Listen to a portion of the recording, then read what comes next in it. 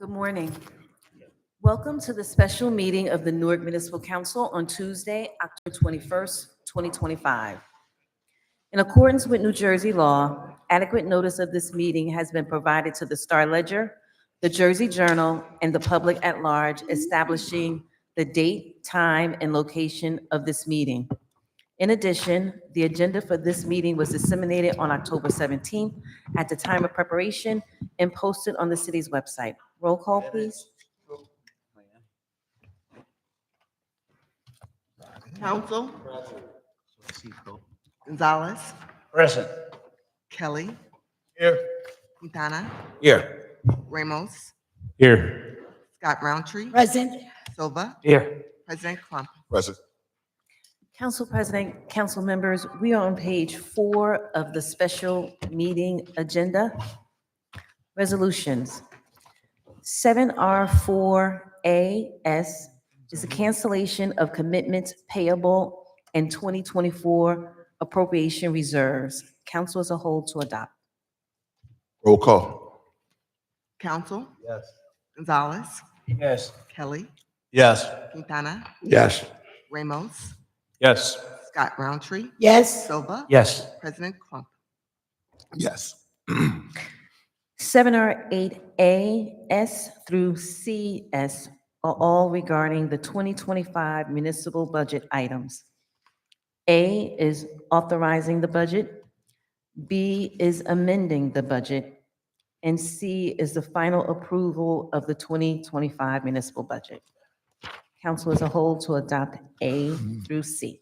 Before we start, before we vote, is there anything from the council or administration? Yeah, I just have a question. From the original, it's now 990. I can't, From the original number, it's now 990. I believe the original number was 967 or in that range. Is there a reason why? Mr. BA?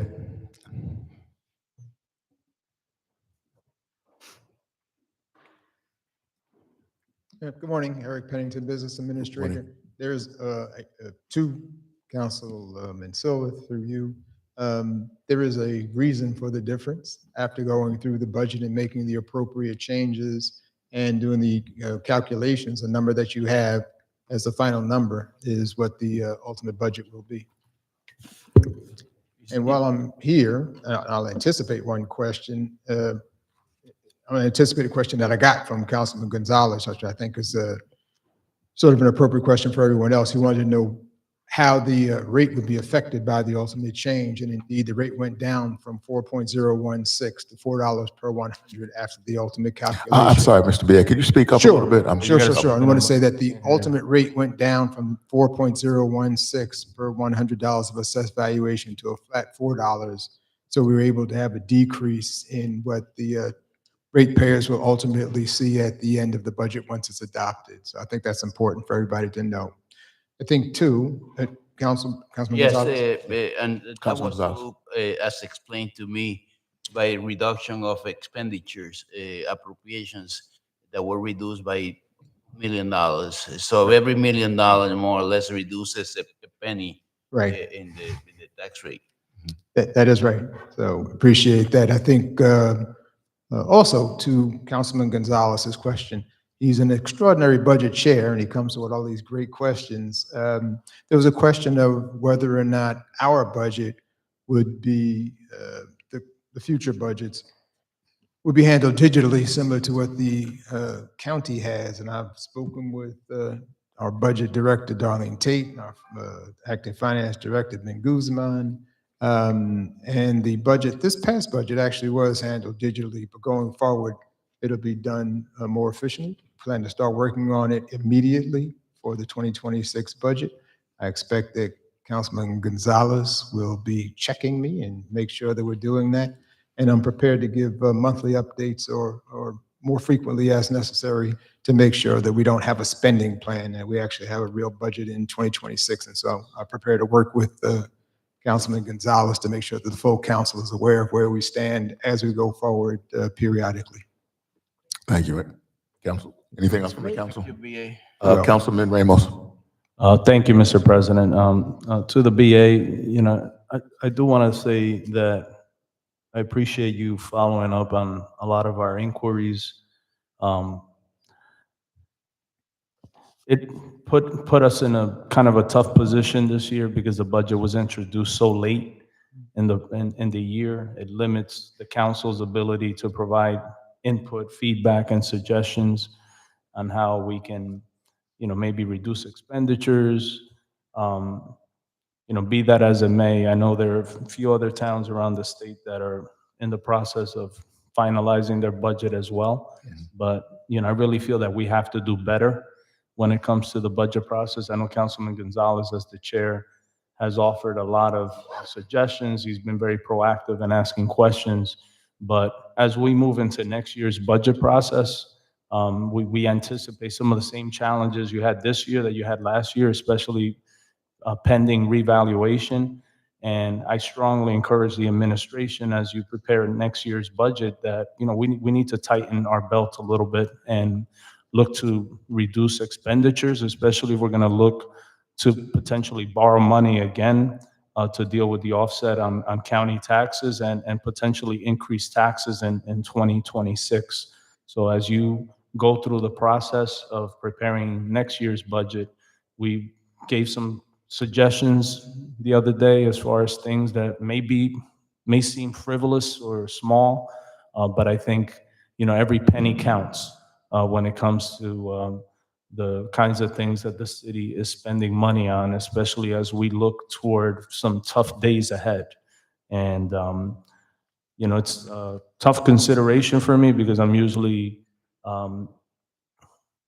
critical when things come to us late, but I understand that the alternative is not a good alternative. Having the state come in and potentially adopt a budget for us would put us in an even worse position than the position we're in today. Yes, sir, Council President. To Councilman Ramos, your points are well taken. And, I don't want to put too fine a point on it, but no reduction is too small given where we are. We do have fiscal challenges. And to your point, next year, we will have similar challenges until the revaluation is done. So we will have an increased number that we're going to have to pay to the county because of our imbalance in our ratio. So we do have to look at every area we can to make sure that we make prudent decisions. One of the things I will say is this past year, though, we did almost finalize all of the collective bargaining agreements. There's still a couple out there. The Fire Officers Union, we still have to deal with. Genesso, the Nurses Union, is still pending. And we're going to have to start negotiating going forward on that. So we have some retros that will be in next year's budget as well that we're going to have to account for. But we have to your point, make sure that we look at everything and be careful and prudent with what we do. And we will continue to do so and certainly take your input and suggestions and as we move forward. Thank you. Councilman Gonzalez. I just want to reiterate what Councilman Ramos indicated. It cannot be business as usual. When you have, let's say, in this case, this year, $50 million. Next year, as the mayor indicated, might be $30 million. So we have to do some adjustments because it cannot continue to be, let's say, what we have been doing forever. Somewhere we have to cut. Absolutely. Otherwise, the state may ask us to cut, and it would be even worse. Yes, sir. You're absolutely right. We do have to be prudent. Now, we also have to be mindful that what drives much of this is salaries and healthcare costs. Those are the things that we have. We have done, I think we've done a fairly phenomenal job on the healthcare cost front. So with the reference-based pricing that the mayor has helped us implement, the more employees who opt into the reference-based pricing, and I've opted into it, I don't really talk about myself with respect to what I do, but I have opted into the reference-based pricing. I've had no issues with it whatsoever. We need to look at that, and that will help with costs as we move forward. So we'll continue to look at healthcare. We'll continue to look at personnel. At minimum, we'll have to continue with probably a freeze on hiring, except for those areas that are critical. Mr. BA, one area, I believe the reserve for collectible taxes, we have this budget, $23 million. I believe that we can do better than increase the collection rate. If we, let's say, plan for whatever tax sale, before the end of the year, so that we can increase that rate.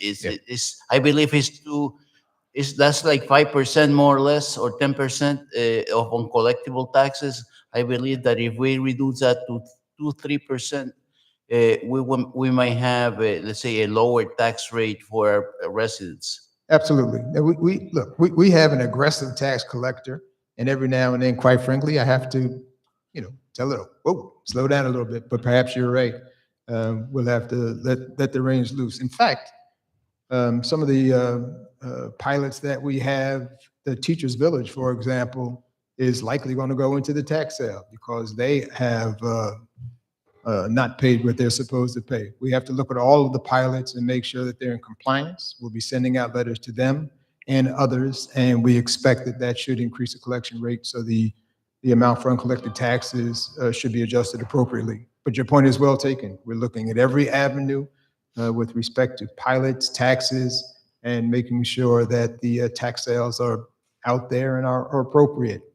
Some of the impact of the tax sales will be that once the tax sales they go through and somebody purchases the default, then they're going to have to come up and pay the back water bills and make sure everything else is done. I think with Teachers Village, if I'm not mistaken, they owe about $400,000 in water. So we anticipate once the tax sale takes place, whoever purchases that is going to pay for the delinquent water bill as well. So your point is well taken. We will aggressively move forward and get that addressed. Thank you. Let me, any else want to speak? All right, Councilman Ramos. I'm sorry, Council President. And at some point soon, BA, we can just hear from the administration as to what the plan of action is to address, the 30 and $20 million loans that we've secured from the state to deal with the equalization issue, because that's already been borrowed. I know the state has timelines on when they expect that money to be paid back. So just strategies on what the administration is preparing to do to pay that money back. So we don't need to talk about it today, but soon if we can. Fair Thank point. you. Absolutely. All right, so let me just wrap this up. So let me just say, I realize none of us love the position we're in. We understand, and that it is not the administration's fault that we're in this position. So I want to say I appreciate the work that the mayor, the BA, the finance team that you have, Darlene and Ben and Joe, have done to make this budget one that is less, what's the word I'm looking for? Less painful than it could have been. And so I'd say I appreciate that. And we all understand and reflect what could happen if the budget is not passed and the state coming in. Services could be cut, issues could happen, furloughs, et cetera. So this is something that we are, let me speak for myself, that I support at this point, and hopefully look forward to my colleagues also voting for the budget so that we can move forward and for next year work earlier and be in a better position for when the budget comes up for next year. With that being said, Mr. Chair. Council. Yep, just wanted to jump in. So BA, I know you've heard it all around the diocese from all of our colleagues about the position and things that we're in. But I just think it's just when we talk about what's happening down the line, right? Our down the line really should be starting now. And I know that, and hopefully, even with our budget chair and what you talked about, indicated earlier, that we will get in front of what we need to do for 2026, barring an update of where we are in reevaluation. How far is that process moving? Where are they now? So that we can be able to wrap our arms around that. Some other revenue generating ideas that can be able to happen.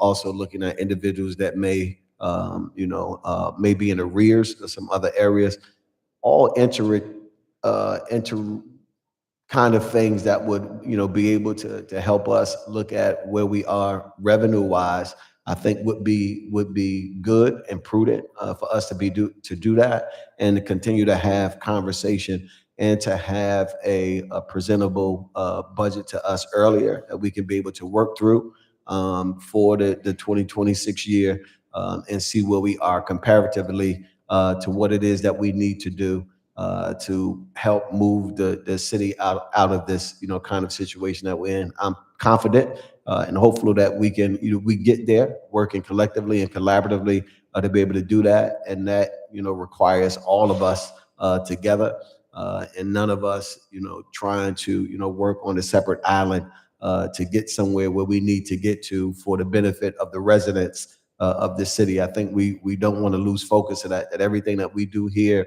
is for the benefit of the residents of the city. And so as we continue to do that and move forward, I know we're, kind of locked in, but we want to make sure that we're prudent, as we move forward. So.